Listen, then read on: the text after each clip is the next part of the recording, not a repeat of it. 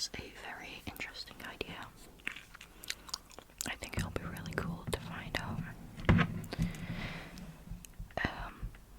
like what people have managed to solve and figure out and whatnot.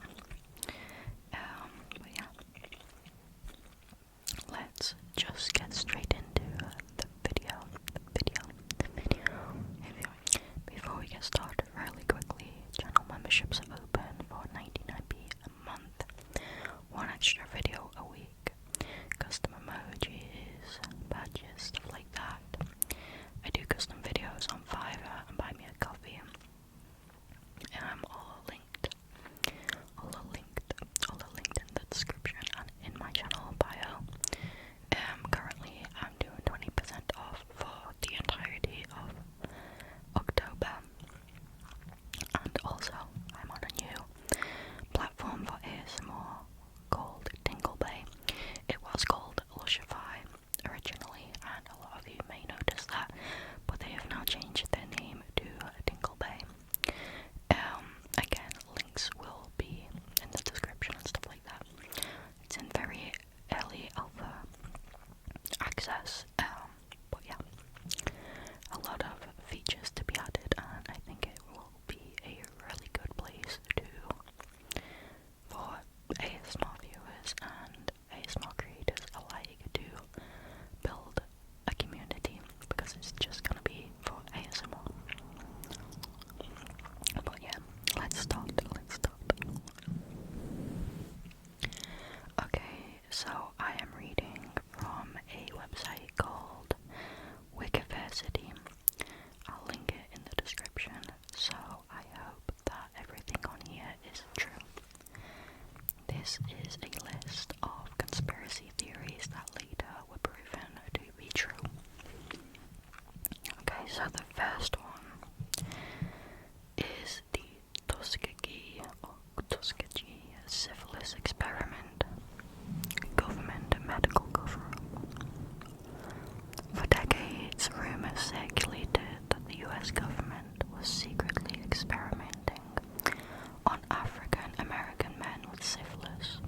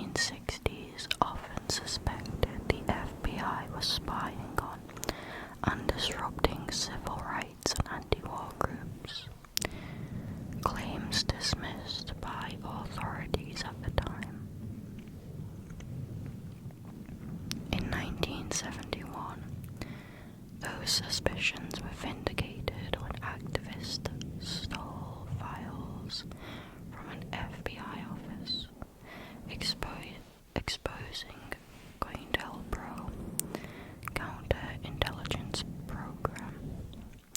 COINTELPRO was a secret FBI operation from 1956 to 1971 that illegally spied on, infiltrated, and sought to disrupt, discredit, and neutralize dissident political organizations in the US. Targets included civil rights leaders like Martin Luther King Jr., anti-Vietnam War protesters, feminist and minority rights groups, among others. The FBI's role was confirmed through the recovered documents and later Senate hearings, revealing a systematic violation of citizens' rights.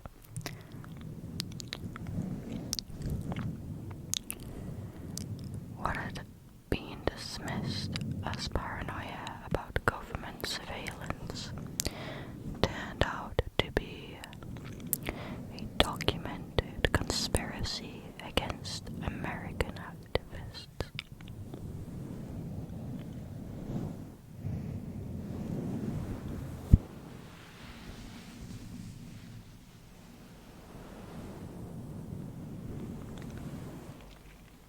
Big Tobacco's cover-up of smoking dangers.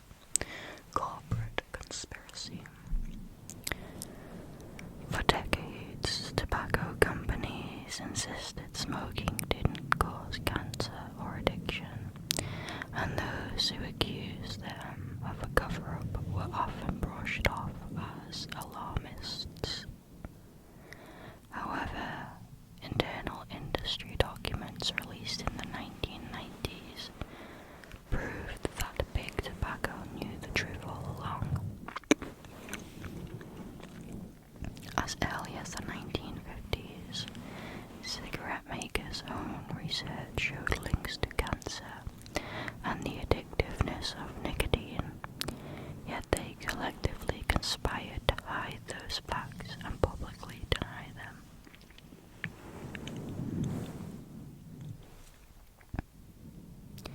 In 1994, the CEOs of major tobacco firms even testified before Congress under oath that they believed nicotine was not addictive, despite evidence their companies had manipulated nicotine levels to hook consumers. Subsequent lawsuits uncovered millions of pages of internal memos showing the industry understood the health risks but ran disinformation campaigns to cast doubt on the science. This corporate conspiracy to deceive the public, once deemed a fringe theory, was confirmed by the tobacco company's own files and legal admissions in the late 90s. In 1994, 7 CEOs of major tobacco companies raised their right hands before Congress and swore that nicotine is not addictive, a claim proven false by their own internal documents released later.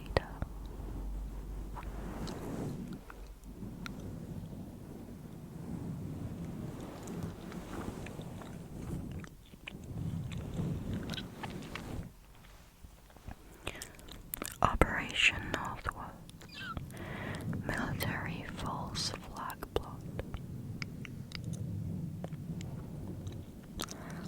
In the early 1960s,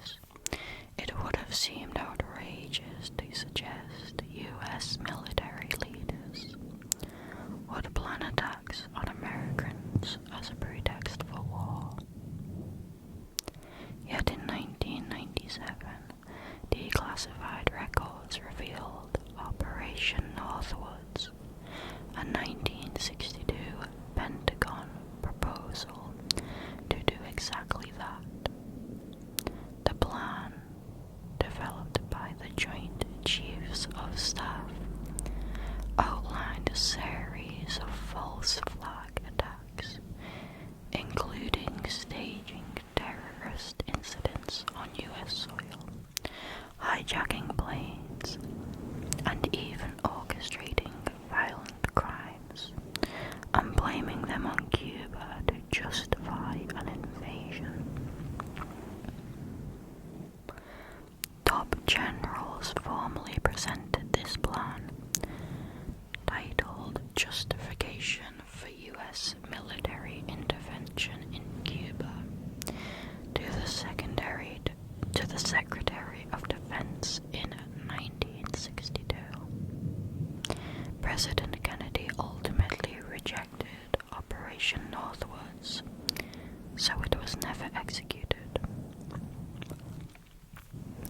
However, the very existence of this plan, kept secret for decades, confirmed that a conspiracy within the military to deceive the public had been real. Once a wildly implausible idea, it became a documented historical fact when the files were declassified. This top-secret memorandum to the U.S. Secretary of Defense proposed staging fake attacks on Americans as a pretext to invade Cuba. The plan was kept secret for decades, dismissing early suspicions as absurd until documents surfaced proving it was true. There is a photo of the Northwoods memorandum included.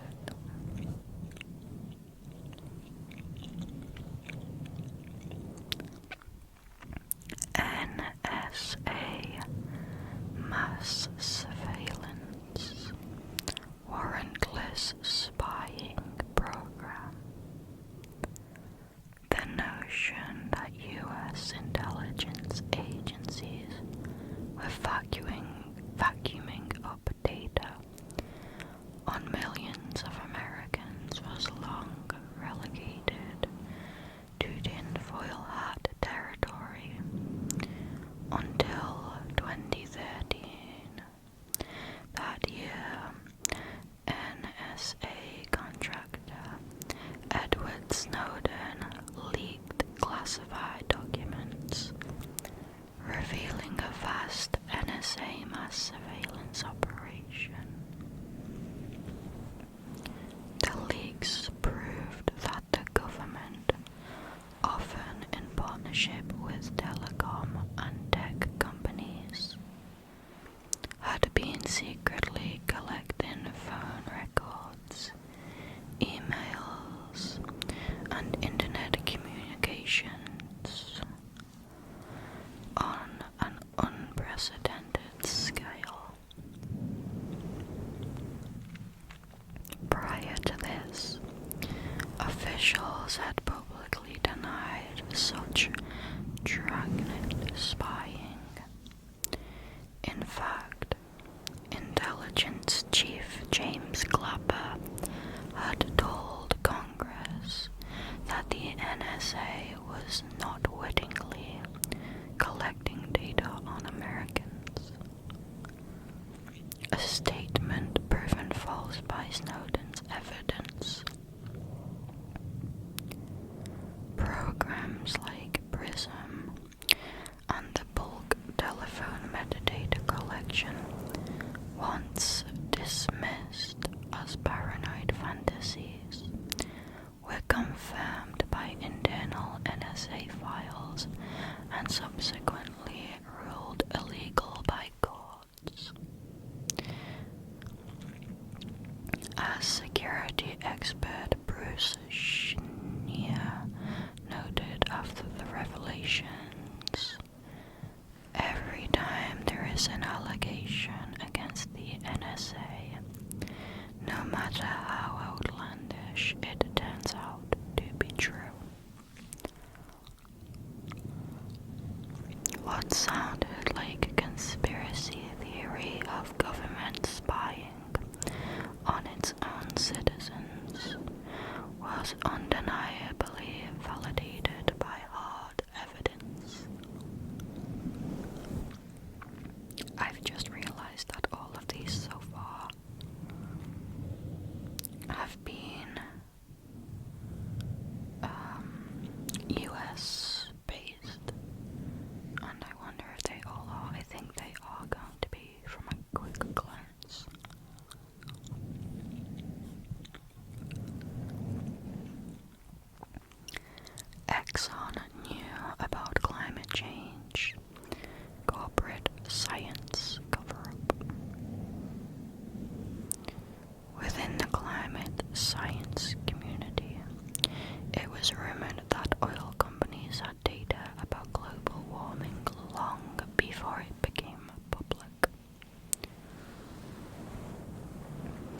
suggesting they willfully ignored or suppressed it. Investigations in recent years have confirmed that ExxonMobil and other fossil fuel companies knew about the climate impact of carbon emissions as far back as the 1970s. Internal Exxon research and memos from the late 1970s and 1980s predicted global warming trends with uncanny accuracy and acknowledged the potential dangers of burning fossil fuels.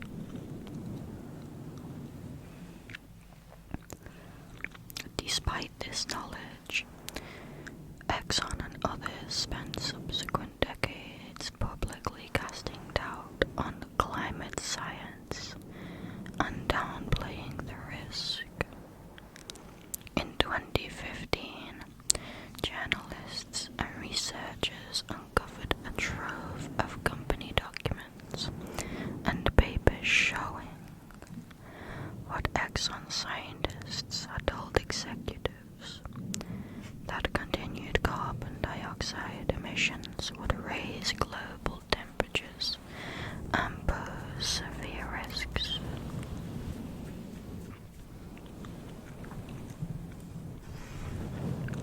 This evidence demonstrated a corporate conspiracy to mislead the public and investors about climate change. What many had called a conspiracy theory, Exxon knew and lied about it, is now supported by the company's own documents and peer-reviewed studies.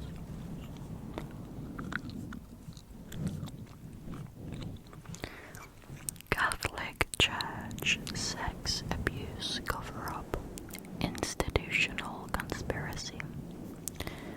For decades, isolated allegations suggested that Catholic Church leaders were quietly shuffling accused priests between parishes to hide widespread child sexual abuse.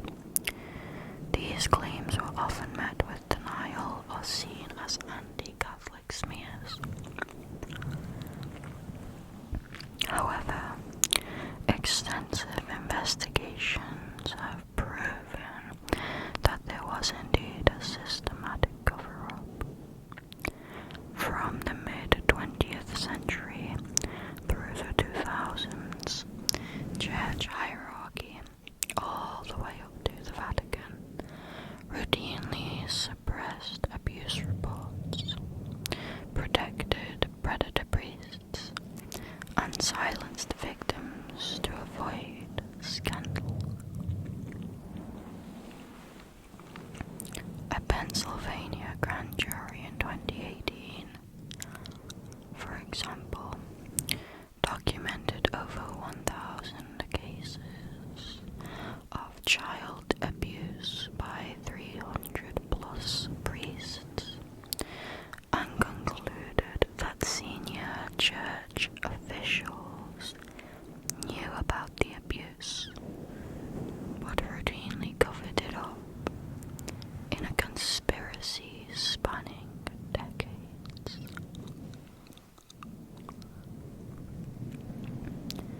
Similar investigations around the world, Ireland, Australia, Boston in the US, etc., uncovered secret archives and correspondence proving that the church leaders reassigned abusive clergy and kept crimes hidden from law enforcement.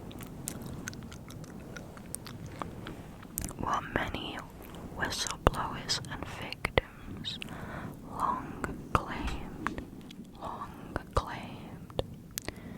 and many others refused to believe, was undeniably validated by these reports.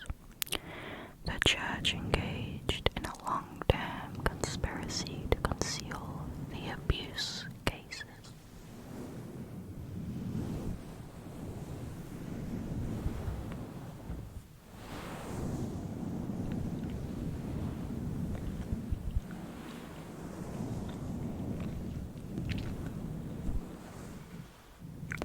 The Naira testimony. Naira. Gulf War propaganda. In October 1990, as the US debated going to war with Iraq, a 15-year-old Kuwaiti girl known as Naira gave gripping testimony to Congress. She claimed that Iraqi soldiers had ripped babies from hospital incubators and left them to die, a story that shocked the world and helped rally support for the Gulf War.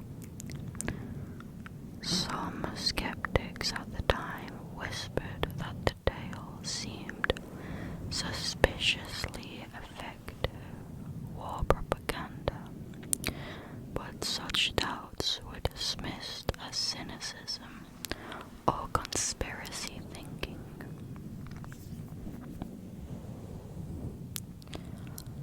It turned out the skeptics were right.